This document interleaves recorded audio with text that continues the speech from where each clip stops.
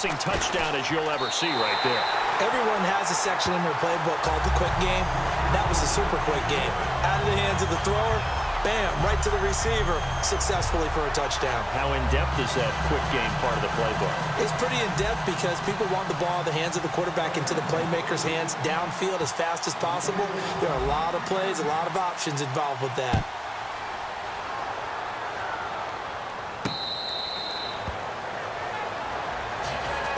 Now this offensive unit ready to see what they can do here. And they will simply, Charles, be looking to duplicate what they did last drive when they were able to push it in for 6.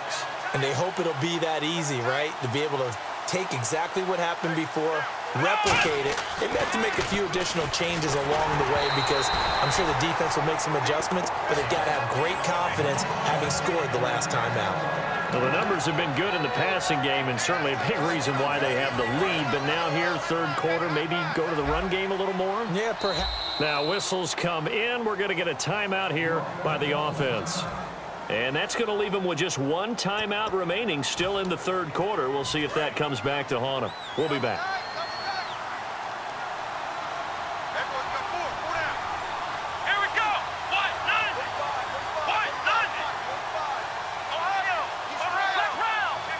The defensive line disperses a little bit here, maybe expecting a pass. He's going to look deep down the field. Into a double team, and it's intercepted. Picked off by the veteran corner, D'Angelo Hall. And they will take over at the 26-yard line. Here comes the Falcon offense now as they get set to take over here. Last time they were out, they scored. Still trailing here, though, so some work to do. But it's okay in terms of mindset. Because they scored the last time, they're not quite as worried about being down on the scoreboard because now their confidence is a little bit higher. They feel like they've got something going, and they feel like they can attack again and put more points on the board. Are you scoreboard watching if you're the offense, or are you just focused on this drive? We wouldn't be telling the truth if we said that they didn't scoreboard watch. Everyone does it to some extent. But you've got to set it aside right now and just focus on this series. That'll take care of the scoreboard if they punch it into the end zone.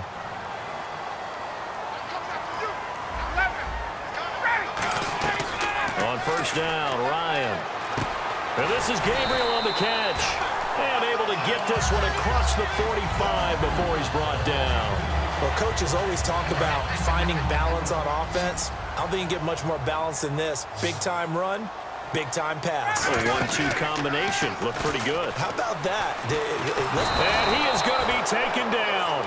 And that should be the final play of this third quarter. Back now in Atlanta. It's the Falcons. They'll have the football, but trailing on the scoreboard as we get set to begin the fourth. Second down now after the sack.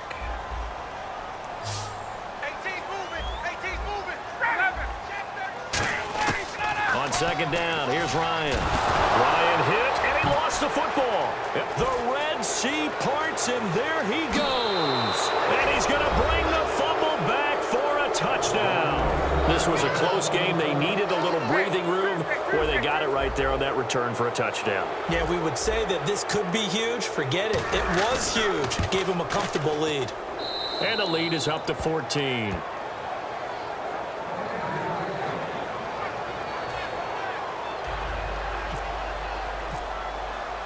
And you can bet they're preaching two hands on the ball here as the kick's away following that fumble return.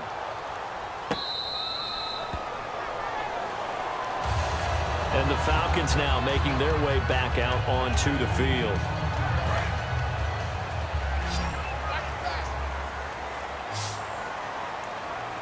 Another pistol look here.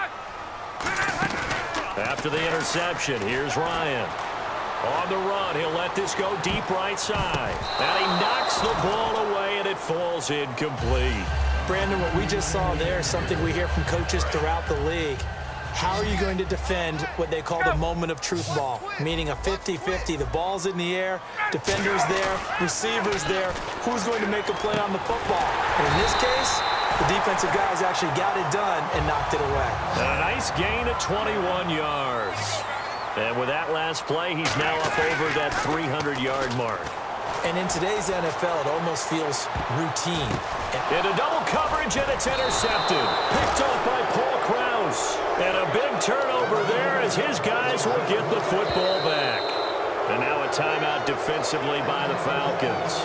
It's just their first. They'll be down to 2 remaining as we step aside here in the fourth quarter.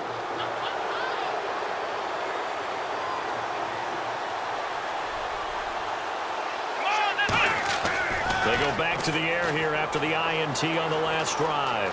Oh, he's got a little daylight. And he'll be out of bounds up past the 45. A big play there on the keeper. 31 yards. Now, those are the ones that hurt defensively. You do everything right. Excellent pressure, good coverage downfield, and then he slips out the back door and turns it into a nice gain. He'll drop to throw. Got a man, and he hits him in stride. That throw good for 4. It's second down. Got to give credit where it's due. Really nice defense on that play. The pitch and catch was successful, but not any run after it.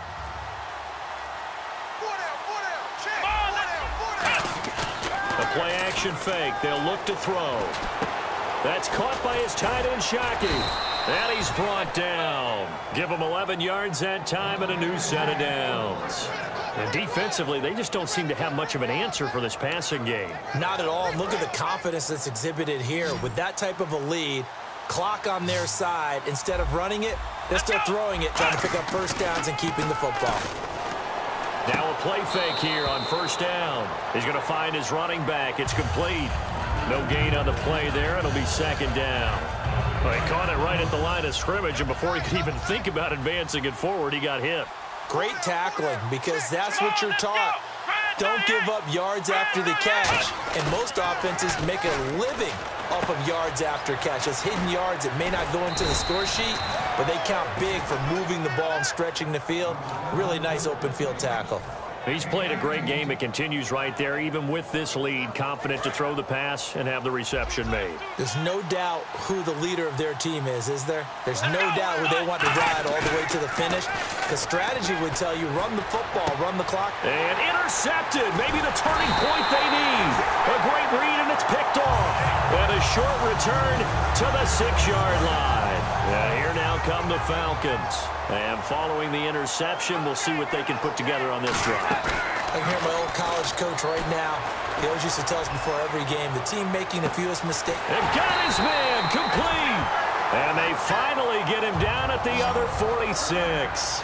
There will always be a place for methodically marching the ball downfield. But when you can pick it up in big chunks and strike like that, have explosive plays, that's often the difference in winning and losing. And this is caught. Time for a break. We're back to finish this one off after this. Red zone opportunity. And the D-line pinching together must be expecting the run. Bryant keeps it on the sneak. No gain on the play, and it's going to be second and goal. And now they're in the hurry-up. Oh, yeah, good. And he will take it in for a Falcon touchdown. Matt Ryan taking it in. And the Falcons have cut it to within a score. And they put it in the end zone, which was job one. Now they have to convert.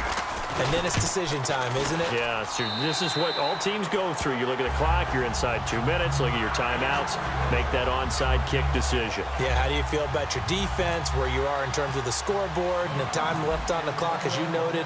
So many things to go through.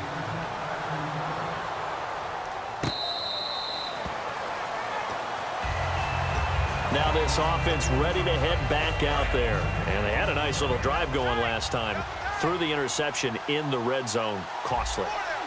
Bad enough to throw it anywhere, but that drives coaches insane when they're thinking about, hey, we got a shot at points already. We're already in a spot where you're thinking you got 3 on the board for sure, and to come away with nothing, that's a really tough one for them to swallow. Yeah. Will they make up for it?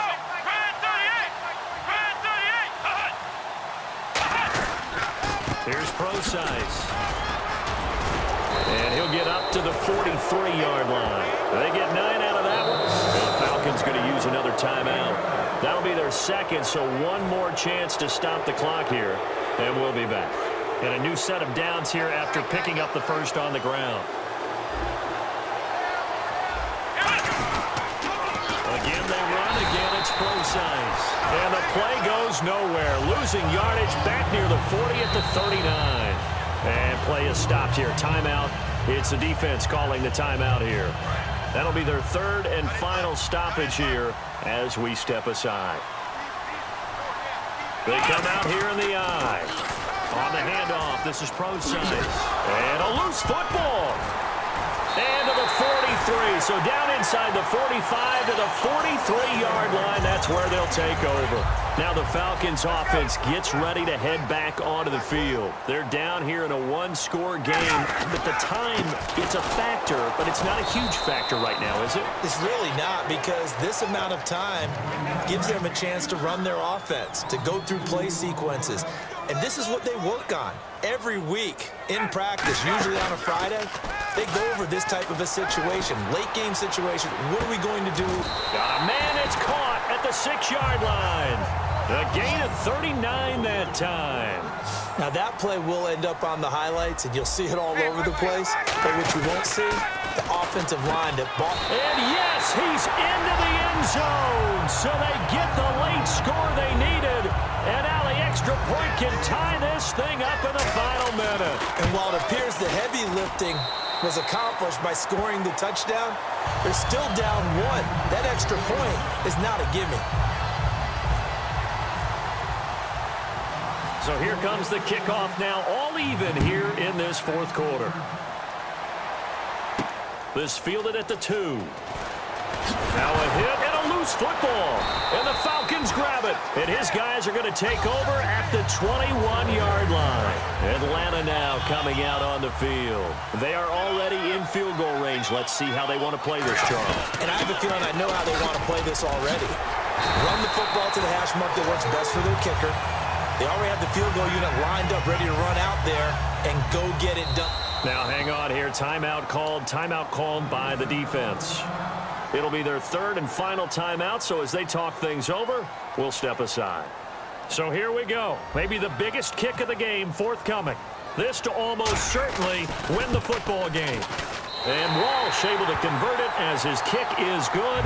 And the sideline celebrates as they have taken the lead in the final minute.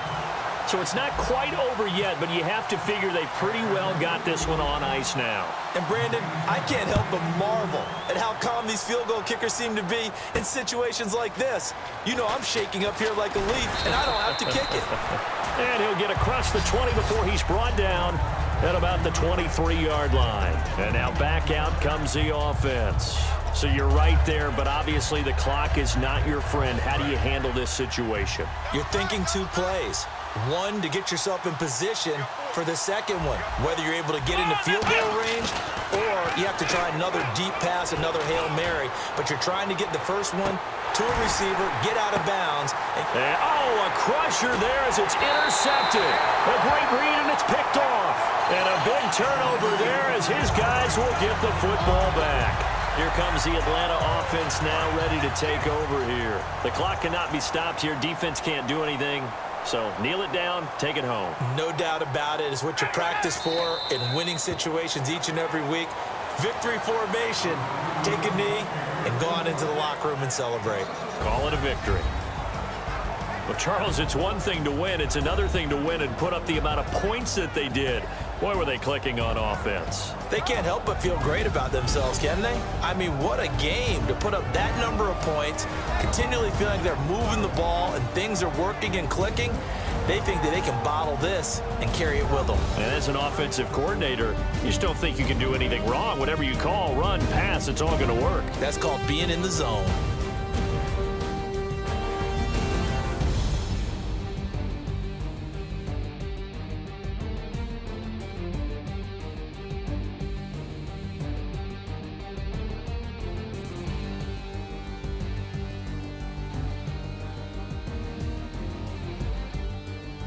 So that'll do it from here for Charles Davis and the rest of our crew. I'm Brandon Gaudin. You've been watching Madden Ultimate Team on EA Sports. For more, check us out at easports.com/Madden.